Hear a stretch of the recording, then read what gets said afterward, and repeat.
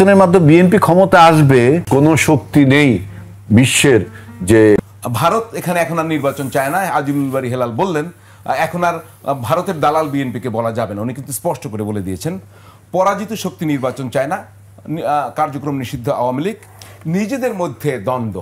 কোনটাকে প্রাধান্য দেবেন আপনি, বা আপনার মতো ব্যাখ্যা কি? ধন্যবাদ। আমার একজন অতি ঘনিষ্ঠ বন্ধু হয়ে গেছে টকশোর মাধ্যমে হেলাল ভাই, আর আপনি প্রতি আমার শুভেচ্ছা, সম্মান এবং আপনার এই 21 টিভির দর্শক শ্রোতা সবাইকে। আমি ব্যক্তিগতভাবে কোনো রাষ্ট্রকে ইনভলভ করতে চাই না আমার দেশ বাদে। বিকজ ভারত কি করলো, আমেরিকা কি করলো, পাকিস্তান কি করলো, আমরা কিন্তু এগুলো শুনি। এখন ইউনূস সরকার পাকিস্তানের পুনর্বাসন করতে চাচ্ছে, তাহলে অতীত যে সরকার ছিল তারা কার ছত্রছায়ায় ছিল? আমরা যদি বারবার বিদেশ টানি তাহলে প্রত্যেকেই কেউ না কেউর সাথে কারো ছত্রছায়ায়। এই আলোচনাগুলোর ঊর্ধ্বে আমি থাকতে চাই। এই কারণে আমি যদি আমার ভালোটা না বুঝি, ঠিক আছে, আরেকজন বুঝবে না, নাম্বার ওয়ান। নাম্বার টু হচ্ছে বাংলাদেশে গত 53 বছর যাবত আমি যদি ভালোভাবে দেখে আসি, আর তারপরেও যদি এরশাদ সাহেবের পরের থেকে দেখে আসি, সরকার এবং বিরোধী দল যে সৌহার্দ্যপূর্ণ আমি দেখি নাই। এটার কারণ হচ্ছে কি জানেন? উনি সরকার, আমি বিরোধী দল। আপনি তৃতীয় ব্যক্তি এসে কইলেন তুমি এই কাপটা আমারে দাও, চাইলেন সরকারের কাছে, সরকার বলল জনগণের কাছে, মানে বিরোধী দলের বলো, বিরোধী দল আমার কাছে আসা বললাম যে না ভাই রাষ্ট্রের স্বার্থে দিব না। তাহলে এই দুই পক্ষ যদি না দেই তাহলে টোটাল জনগণের রিপ্রেজেন্টেশন পার্লামেন্টে সরকার এবং বিরোধী দল মিলে এই স্ট্রং জায়গাটা আমরা থাকতে পারতাম, তাহলে এই বিদেশের নামগুলো আসতো না। আমরা এটা পারি নাই বলে বারবার এই নামটা আসে। এখন আপনি আসেন, ওনার একটা কথা দিয়ে বলি, বিএনপি 7ই আগস্ট নির্বাচন চেয়েছিল, এটা আমি জানি, ইসের মধ্যে পল্টনে জনসমাবেশ করে। ইউনূস সরকার ওত নিল 8ই আগস্ট। তাহলে ওনারা কার কাছে চাইলেন নির্বাচন? Number one. সেখান থেকে আমি তাকে শূন্যে ফেলে দিচ্ছি না। আমার বন্ধু ওয়াকারুজ্জামান সাহেব আমাদের সেনাপতি বলছিলেন 5 তারিখে আমি আপনাদের দায়িত্ব নিলাম, আর একটা গুলিও চলবে না, প্রতিটা হত্যার বিচার হবে এবং সমস্ত ফৌজদারি অপরাধের বিচার হবে, তাই না? তার মানে কি, ইউনূস সাহেব যে ওটা নিলেন তার আগের যে 4 দিন, এই 4 দিনের দায়িত্বে ছিলেন সেনাপ্রধান, এবং তাদের এই বক্তব্যের মাধ্যমে ওইটা স্বীকৃতি মিলছে যেহেতু ওনারা নির্বাচন চেয়েছে। এবং সংবিধানের যে অবস্থা তাতে ওটা জাস্টিফাইড ছিল টু সাম এক্সটেন্ট, যে সংসদ ভেঙে গেলে পরবর্তী 90 দিনের মধ্যে নির্বাচন দিতে হবে। এইটা আমাদের বর্তমান সংবিধান বলতে যেটা বুঝায় ওনরা বা সবাই, সেটা আমি আমার দ্বিমত আছে, সেই আলোচনায় যাচ্ছি না। তাইলে এই সেনাপতি যে 4 দিনের সরকার ছিলেন, এই জায়গাটা জুলাই ঘোষণাপত্রে ঢুকতে হবে সরকারের ধারাবাহিকতা রক্ষা করার জন্যে। রাষ্ট্রের নিয়মে হইল একটা মুহূর্ত আপনি সংবিধান ছাড়া থাকতে পারবেন না, একটা মুহূর্ত সরকার ছাড়া থাকতে পারবেন না। ওই 4 দিনের সরকার তিনি ছিলেন। এইবার একটা কথা বলি আপনাকে, এই যে আমাদের প্রেস সেক্রেটারি বললেন পৃথিবীর কোনো শক্তি নাই যে নির্বাচনটা ঠেকায়। একটা কথা বলি আপনাকে, nobody knows the next moment of his life, যে what is coming for him from the almighty. আপনি কিন্তু জানেন না পরবর্তী মুহূর্তে আপনার জীবনের জন্য কি আসতেছে। এত বড় চ্যালেঞ্জ, এটাকে আমি ঔদ্ধত্যপূর্ণ আচরণ মনে হয়। সিম্পল বলবে আমরা ইলেকশন ঘোষণা করেছি, আপনি পরবর্তী মুহূর্তে জানেন না, ইভেন আপনার পিছনে কি আছে আপনি জানেন না। কথার কথা বলছি। আরেকটা কথা মনে পড়ে আমার, মকিম গাজী ডাকাইতের নাম বোধহয় আপনারা শুনছেন, দক্ষিণাঞ্চলের। আমি লাকিলি একদিন কোর্টে ছিলাম, উনি কোর্টে বলছেন মকিম গাজীরে কেউ নাই, কোনো জেলখানা নাই আটকে রাখে। তার আগে সে 2বার পালাই গেছে জেলখানার থেকে। কিন্তু ওই দিন যখন বলল তখন আমার মনে হয়েছিল সে আর পালাইতে পারবে না, সে পালাইতে পারে নাই। এই যে চ্যালেঞ্জ, এই চ্যালেঞ্জগুলো আমার কাছে কোনো সেন্সেবল চ্যালেঞ্জ মনে হয় না। 1, 2 অ্যাডভান্স গাড়ি ক্রয়, এটাকে বলা হয় কি জানেন, মানে ইলেকশনটা এত ভালোবাসতেছে যে কারা কোন মন্ত্রীরা গাড়িতে উঠবে সেই গাড়িগুলো আগে কিনে ফেলতেছে অনেক টাকা। আমি টাকার ম্যাটারটা খুব ইমেটেরিয়াল, এত বড় একটা রাষ্ট্রের গাড়ি একটু কিনুক, কিন্তু আপনি এই যে মোর ক্যাথলিক দেন পোপ হয়ে যাওয়াটা আর কি, যে আপনি কোথায় কয় কন্যার লগে দেখা নাই বিয়ে শুক্রবার, আপনি কোথায় ইলেকশন হবে কবে আপনি গাড়ি কিনে ফেলতেছেন। 3 নম্বর আসেন, আপনি কতগুলো বলেন পতিত শক্তি বা কারা নির্বাচন বানচাল চায়, এই শঙ্কাও আছে। আমি এটা মোটামুটি বলতে পারবো কারা বানচাল চায়। জি, বলেন। এটার কারণ হচ্ছে আপনি নুরুর উপরে টর্চারটা দেখেন, ইট গিভস এ মেসেজ। সেটা কি? জাতীয় পার্টির অফিসের সামনে তারা গেছে, তারা জাতীয় পার্টির কার্যক্রম নিষিদ্ধ চাইছে। এটা কিন্তু রাজনৈতিক কার্যক্রমের মধ্যে পড়ে, মানে রাজনৈতিক প্রোগ্রামে পড়ে। বিএনপি যেমন আগে যখন মিছিল করতো ওই স্বৈরাচার সরকারের সময়, ওনরা যেদিন মিছিল মিটিং দিত ওই দিনই শান্তির সমাবেশ করতো আওয়ামী লীগ, করতো না? তারপর আমরা ধরে নিচ্ছি এটা রাজনৈতিক প্রোগ্রাম। জি, কিন্তু ওই প্রোগ্রামকে কেন্দ্র কইরা নুরুর উপরে যে টর্চারটা হইছে সেটা স্বাভাবিক না। কেন? কেন মানে আপনি ওই রকম একটা পরিস্থিতিতে যেটা ঘটছে তাতে নুরুকে আপনি কথার কথা তুইলা নিয়ে কাস্টডিতে রাখতে পারতেন 2 দিন, অথবা দূরে নিয়েছেন, কিন্তু বেদম প্রহারের প্রয়োজন। এটা রাজনৈতিক প্রোগ্রাম, আমরা কিন্তু রাজনৈতিক দলের স্বীকৃতি দেই। জি, টার্গেটটা কি সেটাই বলছি। সেই টার্গেটটা বলছি, টার্গেটটা হইল এই যে বিপ্লব বা অভ্যুত্থান যেটাই বলেন সেটাকে যারা মানতেছে না তারা সিম্বলিক বুঝাই দিল নুরুর উপরে টর্চার মানে হচ্ছে এই বিপ্লব বা অভ্যুত্থান বিরোধী যারা, তারা এটাকে মেসেজ দিছে।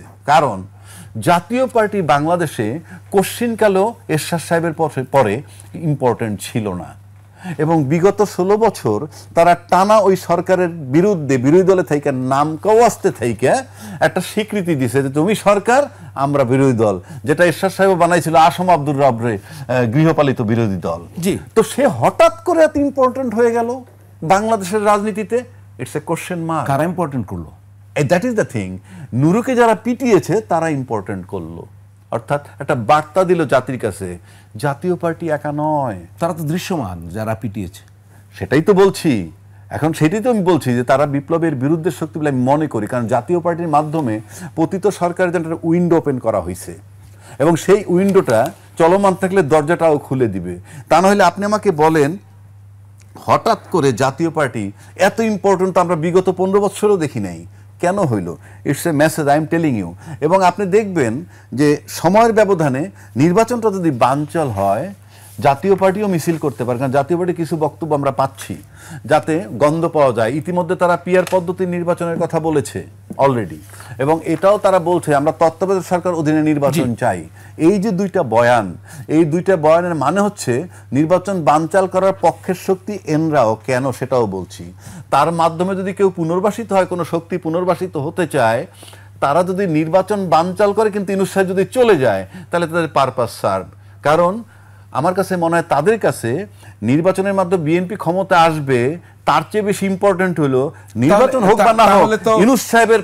তাহলে আমরা এটা শুনবো। একটা প্রশ্ন আপনার কাছে রেখে যাই, তাহলে কি প্রেস সচিবের কথা বাতকা বাত মনে হয়? নিশ্চয়ই পিছন থেকে প্রেশারের কারণেই বলছেন পৃথিবীর কোনো শক্তি নির্বাচন ঠেকাতে পারবে না। আমরা শুনবো সেটা।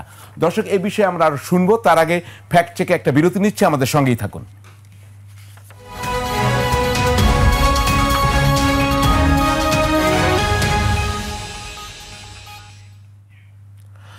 দর্শক, বিরতির পর ফ্যাক্ট চেক নিয়ে ফিরে এলাম। প্রসঙ্গ ছিল পুনর্বাসন। কাদের পুনর্বাসন? এটা অনেক প্রশ্নই রয়েছে, আমরা সেগুলো নিয়ে কথা বলবো। তার আগে একটু মিছিল দেখে নিই, যেটি বাংলাদেশে মূলত যার কার্যক্রম নিষিদ্ধ, আওয়ামী লীগ, সেটি নিয়ে আজকে প্রধান উপদেষ্টার দপ্তরেও কথা হয়েছে, প্রেস সেক্রেটারিও কথা বলেছেন যে তাদের তৎপরতা বেড়ে যাচ্ছে, আইন শৃঙ্খলা রক্ষা বাহিনীকে নজর দিতে হবে। এই হচ্ছে ঢাকা শহরের মিছিলগুলো, যদি আমরা দেখে নিই একটু।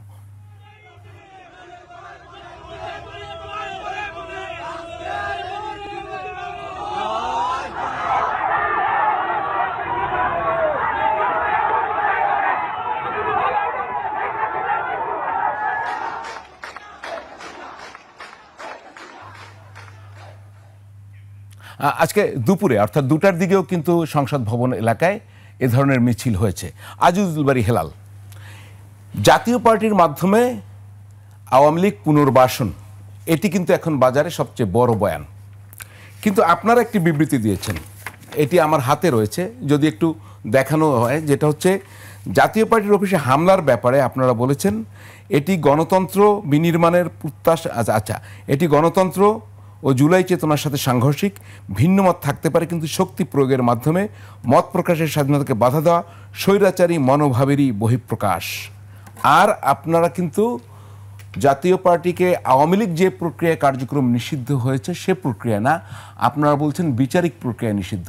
জাতীয় পার্টির প্রতি আপনারা কি একটু সফটনেস আছে, মানে আপনাদের মধ্যেও কি একটা পুনর্বাসন প্রক্রিয়া আছে নাকি? না, প্রথম বক্তব্য হলো যে বিরোধী মতকে গত 17 বছর যে প্রক্রিয়ায় দমন করা হয়েছে, একই প্রক্রিয়া যদি এখনো অব্যাহত থাকে তাহলে কিন্তু মানুষের মনে প্রশ্ন জাগে। আমি ব্যক্তিগতভাবে মনে করি যে জাতীয় পার্টি আপনার পতিত ফ্যাসিবাদের সবচেয়ে বড় দোসর ছিল, এবং জাতীয় পার্টির বিভিন্ন নেতারা যারা পার্লামেন্টে ছিল, আমাদের টকশোগুলোতে আসতো, আমি তাদের সাথে টকশোতে বসেছি, তখন মনে হতো যে এরা শেখ হাসিনার ব্রেন চাইল্ড, অর্থাৎ পতিত ফ্যাসিবাদের ব্রেন চাইল্ড।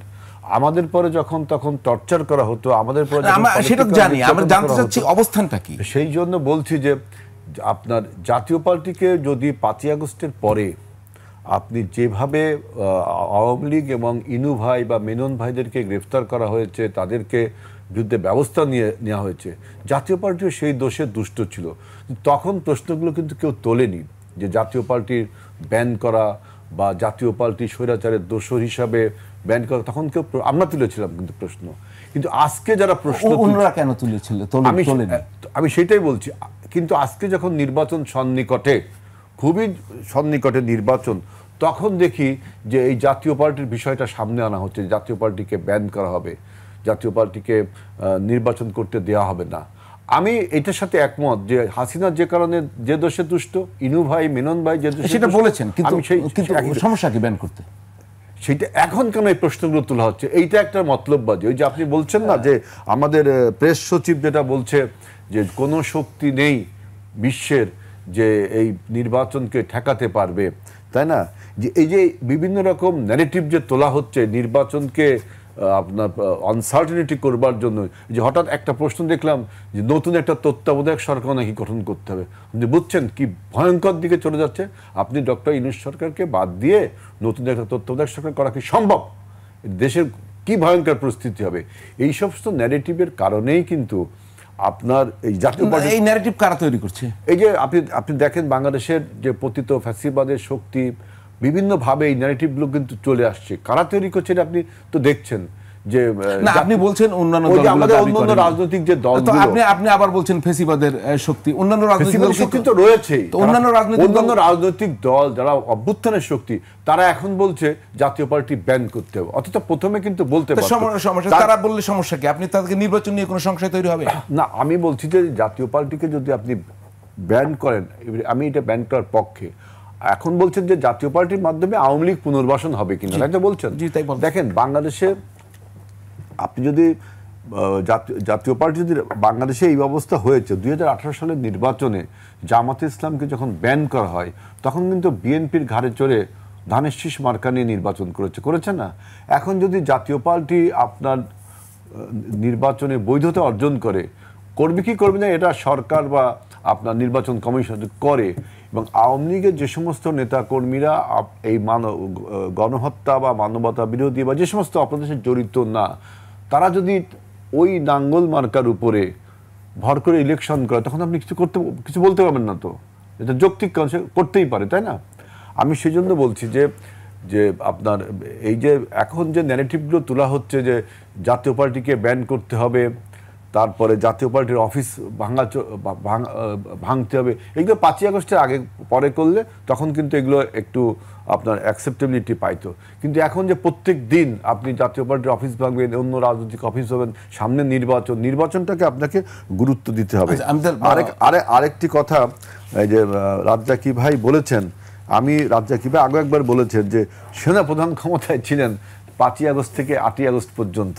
আমি মনে করি রাজ্জাকি ভাই তখন কিন্তু প্রেসিডেন্ট ছিল দেশের ক্ষমতায়, প্রেসিডেন্ট তখন তাকে কিন্তু পদত্যাগ করতে হয়নি। অর্থাৎ আর সেনাপ্রধান যেটা বলেছিলেন সেটা হলো যে ব্যাকলাশটা হয়, যে ব্যাকলাশটা তিনি বলছেন যে এটা তিনি ঠেকাবেন। তিনি সব ক্ষমতা নিচ্ছেন তা না, তিনি বলছেন যে মানে যে গন্ডগোলগুলো হচ্ছে 5ই আগস্টের পরে সেইটা মোকাবেলা করবে সেনাবাহিনী। কিন্তু বাংলাদেশের সরকার তো মানে প্রেসিডেন্ট তখন ছিল, সরকার প্রধান কি ছিল তখন তো সরকার তো অভ্যুত্থানে সরে গেল, প্রেসিডেন্ট আপনার রাষ্ট্রপ্রধান হচ্ছে না, তার মানে রাষ্ট্রে কিন্তু সংবিধানটা শূন্য হচ্ছে না, প্রেসিডেন্টও রয়ে গেছে। যখন প্রেসিডেন্ট থাকে না, পার্লামেন্ট ডিফাংক্ট হয়, তারপরে আপনার সরকার থাকে না, তখন তাকে বলা হয় সাংবিধানিক একটা শূন্যতা তৈরি হয়েছে। কিন্তু সংবিধান ছিল, সাংবিধানিক শূন্যতা তৈরি হওয়া আর সংবিধান না থাকা এক জিনিস না। এই জন্য আপনারা তো আবার ডবল সংবিধান তৈরির কথাও বলছেন। না না না, আপনি এই আজকে ডবল সংবিধান তৈরি করার কথা বলছি এই কারণে সেটা সমালোচনা করছেন। ডবল সংবিধান আমরা বলছি যে আমাদের দেশে একটা ধারাবাহিক সংবিধান রয়েছে। 72 সংবিধানটা 17 বার আপনার অ্যামেন্ডমেন্টের ফলে প্রত্যেকবার অ্যামেন্ডমেন্টে একটা নতুন সংবিধান হয়। এখন আপনার যেই সংবিধানটা রয়েছে, আপনি যদি জুলাই সনদের যে পয়েন্টগুলো 84টা পয়েন্টের মধ্যে 9টায় আমরা ঐক্যমত হইনি, আর কিছু নোট অফ ডিসেন্ট দিয়েছি। মানে 84টা এই চেকলিস্টকে বা দাবিকে যদি এই সংবিধানে আপনি এখন যে লিগ্যাল ফ্রেমওয়ার্ক দিতে চান বা প্রতিষ্ঠিত করতে চান, তাই নতুন আর একটা সংবিধান হয়ে গেল না? আগের সংবিধান তো রয়ে গেল। আর এখন জুলাই সনদের মাধ্যমে মানে আপনি প্রেসিডেন্ট অর্ডিন্যান্স বলে হোক, নির্বাহী আদেশে বলে হোক, যদি তার মধ্যে কিছু ইনকর্পোরেট করেন, তাহলে কি হচ্ছে? দুটো সংবিধান হয়ে যাচ্ছে। আমি সেটা বুঝলাম। আমরা একটু আসতেই চাই আবু হেনা রাজ্জাকির কাছে। আমি সংকটগুলো আপনি নিশ্চয়ই খেয়াল করেছেন।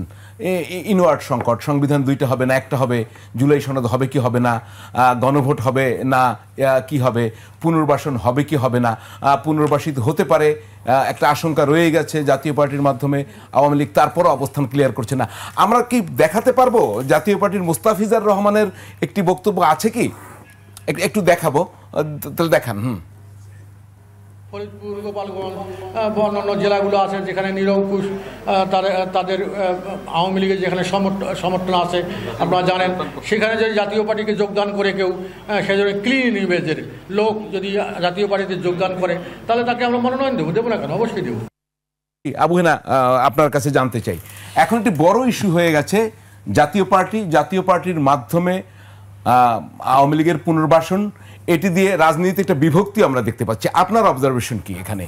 ওনার বক্তব্যটা পরিষ্কার। উনি বলছেন যে আওয়ামী লীগে তারা ক্লিন ইমেজের আছেন, ক্লিন ইমেজে আছেন। তারা যেহেতু বিচার না হওয়া পর্যন্ত তারা মাঠে নামতে পারতেছে না, তাদের ইয়েটাও সাসপেন্ড করা আছে, আপনার যে প্রতীক। হ্যাঁ, সুতরাং তাদেরকে তারা জাতীয় পার্টির থেকে তারা নমিনেশন দিবে। আপনি জিনিসটা বুঝছেন? জি, ক্লিন ইমেজের যারা আছে। জি, আচ্ছা, ক্লিন ইমেজ আপনি অ্যাসার্টেন করেন কিভাবে? আপনি কিভাবে অ্যাসার্টেন করবেন? কেন বলি আমি আওয়ামী লীগের সময় টকশো করেছি, উনিও করছে।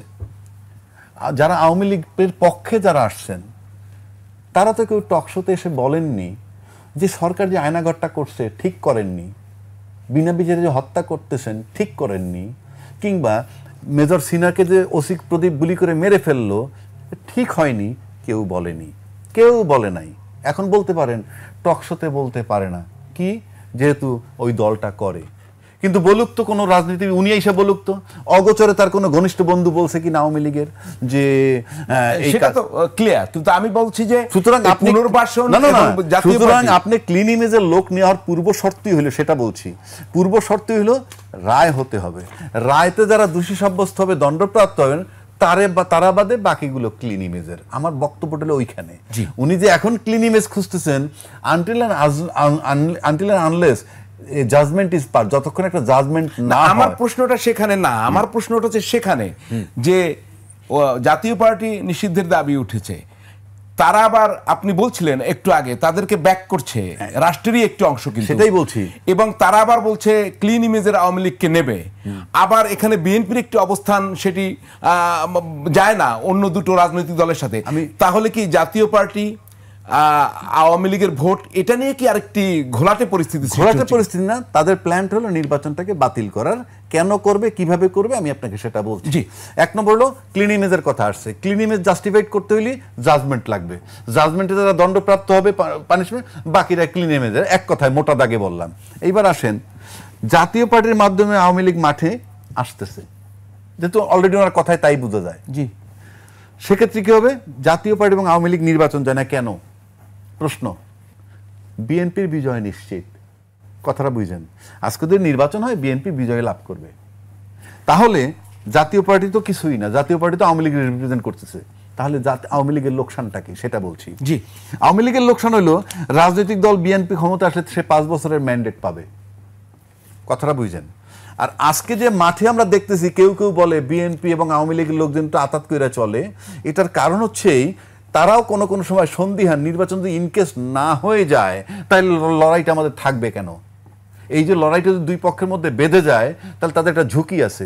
কিন্তু নির্বাচনটা যদি হয়ে যায় আর বিএনপি ক্ষমতায় যায় তখন কিন্তু ওই যে পিছনে 15 বছরের মাথায় আমার ঘুরবে, তখন কিন্তু পরিস্থিতি আওয়ামী লীগের জন্য ঘোলাটে হবে।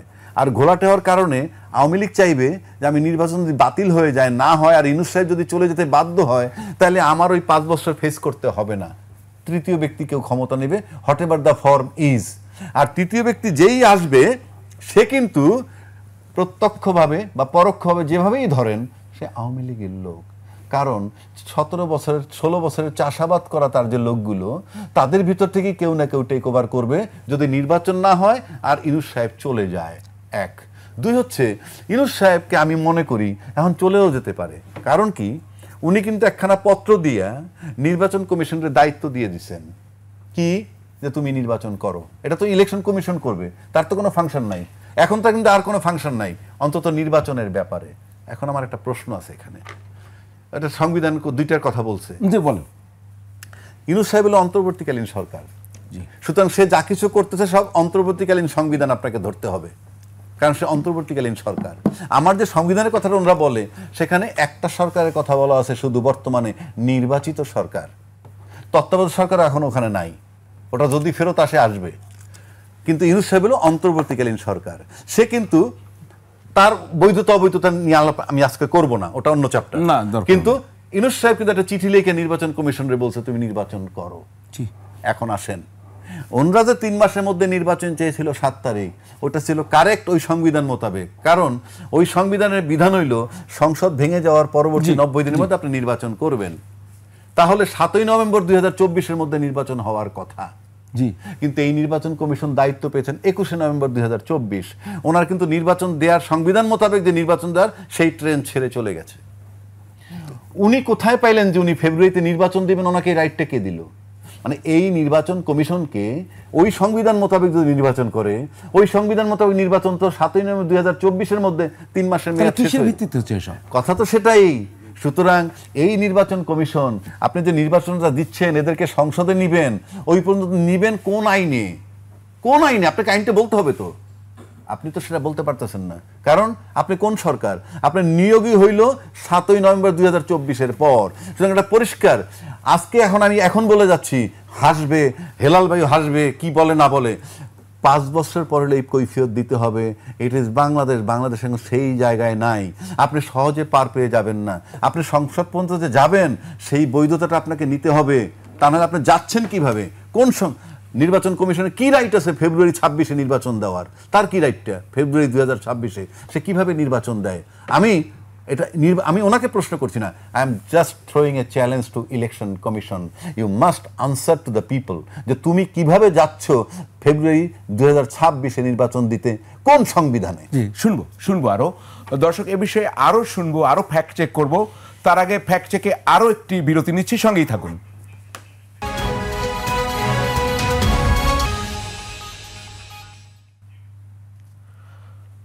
দর্শক, বিরতির পর আবারও ফিরে এলাম ফ্যাক্ট চেক নিয়ে। আমাদের সঙ্গে থাকার জন্য ধন্যবাদ। আমাদের সঙ্গে আলোচনায় রয়েছেন আজিজুল বারী হেলাল, তথ্য সম্পাদক বিএনপি, রয়েছেন আবু হেনা রাজ্জাকি, তিনি সিনিয়র আইনজীবী, বাংলাদেশ সুপ্রিম কোর্ট। আমরা ছিলাম কার লাভ কার লোকসান, নির্বাচন নিয়ে কারা ষড়যন্ত্র করছে। আমরা আসলে কয়েকটি বক্তব্য দেখে নিই, তাহলে ষড়যন্ত্রের জায়গাটি আরো পরিষ্কার করা যাবে।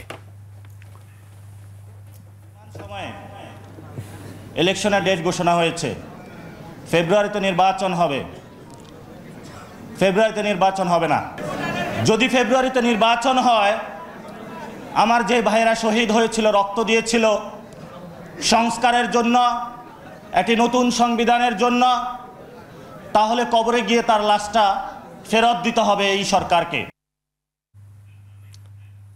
মাননীয় প্রধান উপদেষ্টা তার নিরপেক্ষতা হারিয়েছে, সে কারণে প্রতিবাদ হিসাবে আমরা গতকাল আসিনি। বিএনপির আরেকটি ভিডিও আছে যেটি আমরা একটু পরে যদি সুযোগ পাই সেটি দেখাবো। দুটো বক্তব্য শুনলাম, এটি একটু আগের বক্তব্য এবং পিআর পদ্ধতি নিয়ে ওনার কিন্তু আন্দোলনে যাওয়ারও বক্তব্য রয়েছে এই আপনার জামায়াতের এই নেতার আব্দুল্লাহ মোহাম্মদ তাহের ডাক্তার। তো আজিজুল বারী হেলাল, আপনাকে আবার আসি। আপনাদের কিন্তু আমি ওনার ভিডিওটা বলি যে আপনার মির্জা আব্বাস সাহেব বলেছেন যে একটি মাত্র লোক নির্বাচন চায় না বাংলাদেশে, তিনি হচ্ছেন ডক্টর মোহাম্মদ ইউনূস। এই একটি বক্তব্য। প্রধান উপদেষ্টা নিরপেক্ষতা হারিয়েছেন, পিআর পদ্ধতি নিয়ে তারা আবার আন্দোলনে যাবেন। আর একই সঙ্গে আপনি দেখেছেন যে ইনি বলেছেন পাটোয়ারি সাহেব যে ফেব্রুয়ারিতে নির্বাচন হবে না। আরও একটি বক্তব্য আমি দিতে পারি, হাসনাত আবদুল্লাহ তিনি বলছেন লন্ডনে গিয়ে সিজদা দিয়ে এসেছেন যখন তারেক রহমান সাহেবের সঙ্গে বৈঠক করলে। তাহলে সমস্যাটি আপনি কেন অন্য জায়গায় চেপে দিচ্ছেন? দলগুলোর ভিতরেই তো সমস্যা। প্রধান উপদেষ্টার প্রতি আস্থার জায়গাটা তো তারাই নড়বড়ে করে ফেললেন। এটাকে আপনাকে অ্যানালাইসিস করতে হলে দেখতে হবে যে তাহের ভাই এখন যে বক্তব্যটা দিচ্ছে এটা হলো লন্ডন বৈঠকের পরে, তাই না? এখন আছে পিআর নিয়ে আন্দোলনে যাবে। হ্যাঁ, এখন আছে পিআর নিয়ে তারা আন্দোলনে যাবে এবং তারা যে নির্বাচন করবে সেই বক্তব্যও কিন্তু আছে, যেহেতু তারা 300 আসনে নমিনেশন দিয়ে দিয়েছে সবার আগে। আর আব্বাস ভাই যেটা বলেছে যে একটি মাত্র লোক নির্বাচন চায় না, সেটা ডক্টর ইউনূস। আপনার মনে আছে সেই সময়ে নির্বাচন নিয়ে একটা ধোঁয়াশা, একটা আনসার্টেনিটি ব্যাপক তৈরি হয়েছিল এবং ডক্টর ইউনূস নিজেও জাপানে যায় বলেছিল যে একটি মাত্র দল নির্বাচন চায়, তাই না?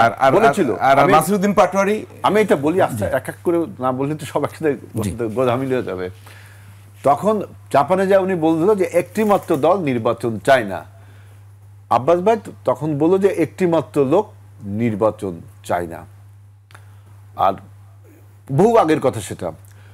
আর যখন লন্ডন বৈঠকের পরে নির্বাচনের যে না হওয়ার যে ধোঁয়াশাটা কেটে যে আপনার একটা নির্বাচনের পরিবেশ তৈরি হলো, তখন তাহের ভাই এই বক্তব্যটা দিয়েছে যে ডক্টর ইউনূস তার নিরপেক্ষতা হারিয়েছে, এটা সে বলছে।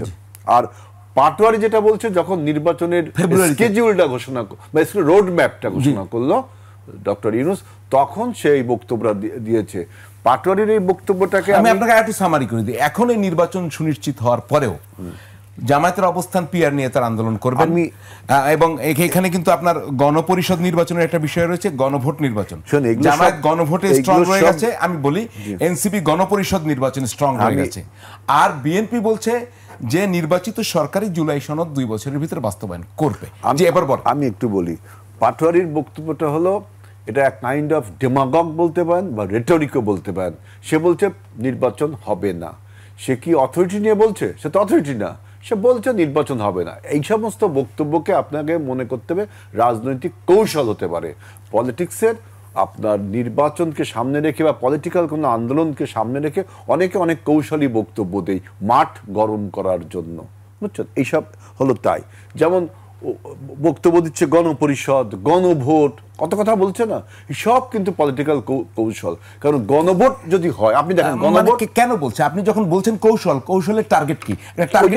ওই যে বললাম না যে নির্বাচনটা কি চায়ের মাধ্যমে চাইটা কি, এখন যে বর্তমান অন্তর্বর্তীকালীন সরকারটা আছে সেই অন্তর্বর্তীকালীন সরকারে কিন্তু প্রত্যক্ষ এবং প্রচ্ছন্নভাবে পরোক্ষভাবে আমার প্রশ্ন হচ্ছে তারা কি চায়, এটা বলে কৌশলটা কেন? ওইটাই তো আমি বলছি যে এই সরকারটা যে আছে, এই সরকারে প্রত্যক্ষ এবং পরোক্ষভাবে জামাত এবং এনসিপির একটা ব্যাপক প্রাধান্য রয়েছে, একটা ব্যাপক প্রাবল্য রয়েছে। এখন যদি নির্বাচনটা হয়ে যায় তাহলে তারা তো, আপনারা সবাই বলছেন, আমি একা বলছি না, আপনারা বলছেন যে নির্বাচন হলে বিএনপি জিতবে। আমি সেইভাবে মনে করি না। আমি মনে করি নির্বাচনটা খুব চ্যালেঞ্জিং হবে। যদি মনে করেন নির্বাচন যদি বিএনপি জেতে তাহলে তাদের তো এই প্রাবল্যটা থাকবে না। তাই তারা কি চাইবে যে এইভাবে যদি সরকারটা আরো বেশি দিন স্টে করে তাহলে তারা তাদের দল বা শক্তি সঞ্চয় করতে পারে, তাই না? যেহেতু তারা ন্যাশন ওয়াইড দল হয়ে তারা কি তাই চায়? তারা কি তাই চায়? আমি তো তাই তো বলছি, আমি ব্যাখ্যা তো তাই দিচ্ছি। এবং তারা যে সমস্ত বক্তব্য দিচ্ছে, যেমন বলতেছে যে গণভোট, দেখেন গণভোট কি আপনার এই 84টা যে পয়েন্ট আছে, গণভোট কি আপনার এতগুলো পয়েন্টে হয়? রাজ্জাকি ভাই একজন লার্নেড লয়ার এবং প্রমিনেন্ট লয়ার, তিনি বলুক গণভোট একটা ইস্যু নিয়ে, যে কোনো একটা ইস্যু নিয়ে গণভোট হয়। ইররেশনাল কথাগুলো বলছে কেন? পলিটিক্যাল মাঠ গরম করার জন্য ইররেশনাল কথাগুলো বলছে কেন? কিন্তু আপনি স্পষ্ট করেই বলছেন তারা তাহলে এখন নির্বাচন চায় না। এবং তাদের আমি টার্গেট আছে। চাই না সেটা বলবো, তারা এটা পলিটিক্যাল একটা কৌশল। আপনি কিন্তু কৌশলের অংশ হিসেবে বলছেন যে তারা এই সরকারের কাছে দীর্ঘকালীন নাই চায়। চাই, তাহলে জামাত ইসলাম 300 আসনে না না, আপনি তো বললেনই যে তারা দুই দলই ক্ষমতায়, তাদের লোকজন আছে, তারা এটা বেশি দিন থাকলে তাদের জন্য। আপনি বলছেন যে কেন এই বক্তব্যগুলো দিচ্ছে, এই জন্যই বলছি যে কারণগুলো 1 2 3 4 এগুলো কারণ।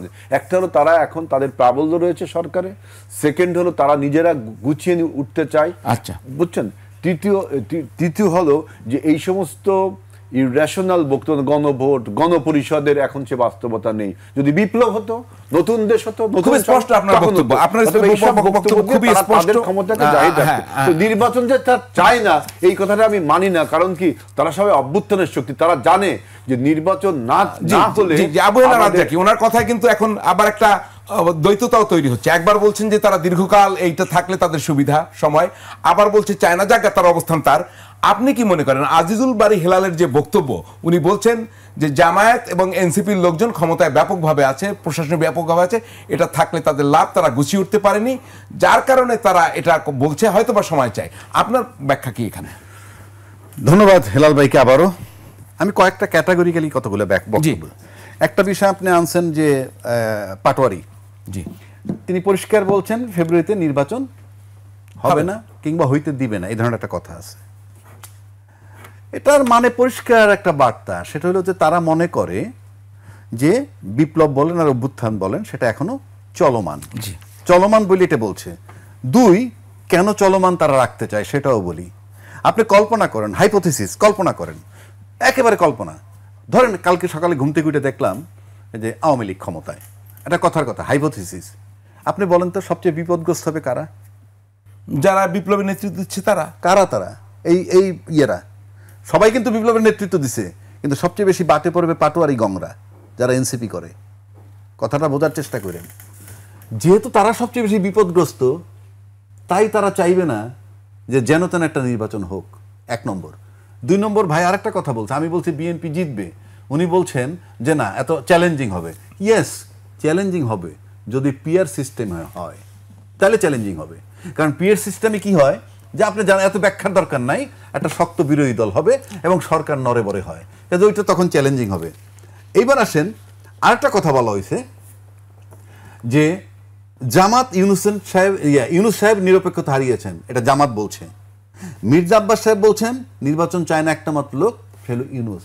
তাহলে যে লোকটা নিরপেক্ষতা হারিয়েছে সে হলো ইউনুস, যিনি নির্বাচন চান না তিনি হলেন ইউনুস। কিন্তু ইনফ্যাক্ট ইউনুস সাহেব কিন্তু তার দায়িত্ব শিফট করে দিছে একটা নির্বাচন কমিশনের কাছে, এবং অনেক জায়গায় তার টকশোতে বলে একটা অবাধ সুষ্ঠু নিরপেক্ষ নির্বাচন হবে, যদিও প্রশাসন সেই পুরনো, সেই 16 বছরের পুরনো প্রশাসন, 5 তলাটা 7 তলায়, 7 তলাটা 9 তলায়, প্রশাসন সেই পুরনো। 1 2, যদি সেই পুরনো প্রশাসন নিরপেক্ষ নির্বাচন দিতেই পারে, তাহলে বিগত নির্বাচনগুলোয় গেলেন না কেন? বলবেন যে সেই নির্বাচনগুলো দলীয় হয়েছে, এখনো তো ইউনুস সাহেব দলীয়। তা আমার কাছে এখন প্রথম মনে হয়, যেহেতু নির্বাচনের দায়িত্ব শিফট করে দিয়ে দিচ্ছে নির্বাচন কমিশনকে, তাহলে জামাতের তাহের সাহেব বলেন, বিএনপির তারা বলেন, এদের উচিত নৈতিক দায়িত্ব আপনি ইউনুস সাহেব চলে যান। এবং আমি মনে করি ইউনুস সাহেবের চলে যাওয়াই এখন উচিত ওই হিসাবে, কারণ নির্বাচন তো নির্বাচন কমিশন করবে।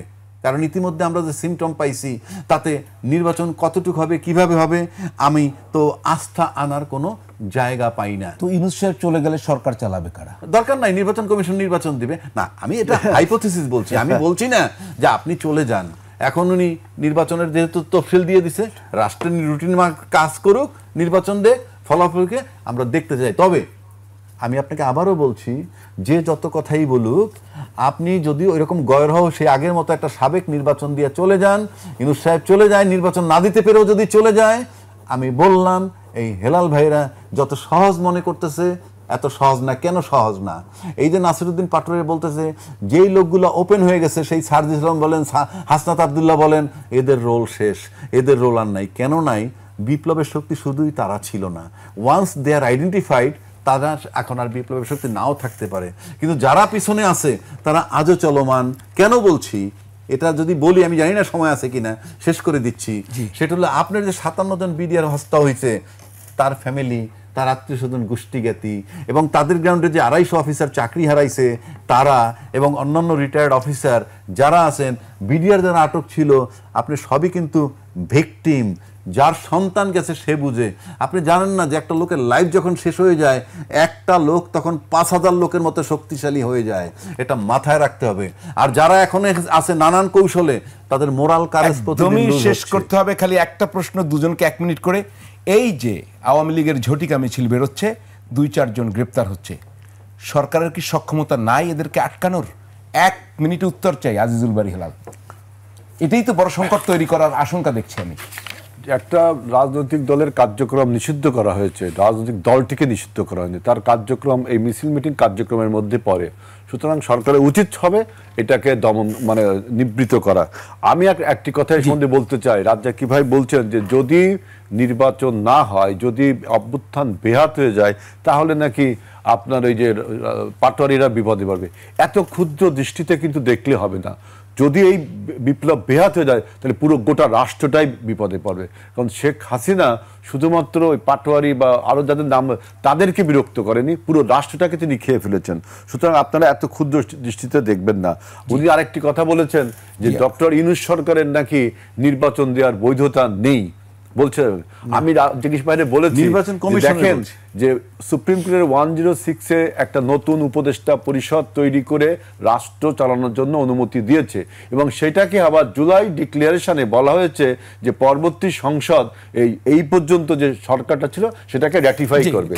এইটা হলো আমার বক্তব্য। সুতরাং আগামী নির্বাচনটা ইনশাআল্লাহ উৎসব মুখর পরিবেশে অনুষ্ঠিত হবে। আওয়ামী লীগ যেভাবে ঝটিকা মিছিল 3 দিনে 3টা, আজকে সংসদ ভবন এলাকায়, আবার কালকে করবে, সরকার তো বিবৃতি দেয়, খুব নিন্দা জানায়, প্রতিবাদ করে, কার্যকর ব্যবস্থা কেন নেয় না? সরকারের সবাইকে এটা চায়। আপনি কিন্তু এর আগে বলছেন সরকারের ভেতরে সরকার আছে, সেটা তো বিষয়টা কি? এদেরকে কি সামনে আনা হচ্ছে? আপনাকে বলতেছি তো, 2টা বার্তা তো দিয়েই দিলাম। নুরুকে যেভাবে পিটিয়েছে যারা, নুরু কিন্তু উনি যেমন বিপ্লবের পক্ষের শক্তি, নুরুরাও কিন্তু বিপ্লবের পক্ষের শক্তি। সেই বিপ্লবের পক্ষের শক্তির উপরে যখন আঘাত, সেই আঘাতের পর একটা মেসেজ সবার কাছে চলে গেছে। আজকে যেহেতু নির্বাচন অনিশ্চিত যদি থাকে, সংশয় ওনাদেরও আছে, নির্বাচন যত অনিশ্চিত হবে তত আওয়ামী লীগ প্রিভিলেজ পাবে। এই কারণে কনফ্রন্টেশনে কেউ যাবে না আওয়ামী লীগ জাতীয় পার্টির বিরুদ্ধে এইভাবে, কেননা নুরুকে পিটিয়ে বার্তা দিয়ে প্রিভিলেজটা কারা দিচ্ছে? আওয়ামী লীগকে। এই তো কথা। ওই যে বিপ্লব বিরোধী শক্তি যারা, অভ্যুত্থান বিরোধী শক্তি যারা, তারা যারাই হোক, আমি ওভাবে বলতে পারি। সেই শক্তিটি কোথায় আছে এখন? দেশের ভিতরেই আছে। নুরুকে যারা পিটিয়েছে দেশের ভিতরে কোথায়, একটু স্পেসিফিক করেন না। স্পেসিফিক কোথায়? ওই যে বিপ্লব বিরোধী যারা, অর্থাৎ বিপ্লব বিরোধী যারা কিংবা অভ্যুত্থান বিরোধী যারা। আমরা তো স্পষ্ট দেখছি নূরকে কারা হামলা করেছে। যদি দেখেন তাহলে তারা, কারণ এই প্রশাসন আওয়ামী লীগের পক্ষে কাজ করছে। কালকে যদি নির্বাচন হওয়ার পর ওনারা ক্ষমতায় যায়, এখন যে মধুর সম্পর্কটা আছে সেই প্রশাসনই তখন বিগড়ে যাবে তাদের বিরুদ্ধে। কারণ পুনর্বাসন আওয়ামী লীগের করার আপ্রাণ চেষ্টা চলছে। আমি কিন্তু রাজনৈতিক, আমি আমার মতামতটা দিচ্ছি, আমার কিন্তু ব্যক্তিগতভাবে কিচ্ছু আসে যায় না, যেহেতু আমি পলিটিক্স করি না।